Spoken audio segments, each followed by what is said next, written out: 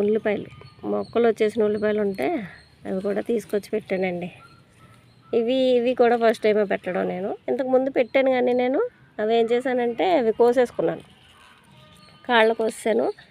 తర్వాత అవి పోయినాయి, అంత పెద్ద ఇంట్రెస్ట్ పెట్టలేదు నేను. ఈసారి ఎక్కువ కాదు, ఒక 5-6 పాయలు పెట్టాను. చూడాలండి మరి ఏమవుతుందో, అన్నం వస్తాయో రావో ఏంటో నాకైతే తెలీదు. ఇవి ఫస్ట్ టైమే పెట్టడం, ఏం ప్రాసెస్ ఏంటో ఎలాగో ఏం తెలీదు. చూడండి పెట్టాను, అందులో ఏమవుతుందో మరి, ఎలా ఉంటుందో, వస్తుందో రాదో తెలీదు.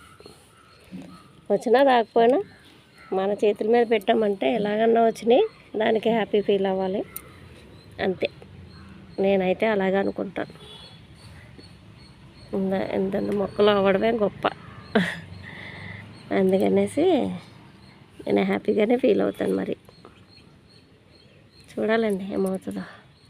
ఇవి ఎన్నాళ్ళు ఉంచాలో ఏంటో ఇవన్నీ ఏం తెలీదు. చామగడ్డల గురించి తెలిసింది, పసుపు కొమ్ముల గురించి తెలిసింది, చిలకడ దుంపల కోసం తెలిసింది. ఇప్పుడు ఈ దుంపల కోసం, ఈ ఉల్లి మొక్కల కోసం, వీటి కోసం తెలుసుకోవాలి. ఒక్కొక్క టైం ఒక్కొక్కటి. ఓకే అండి, బాయ్ అండి.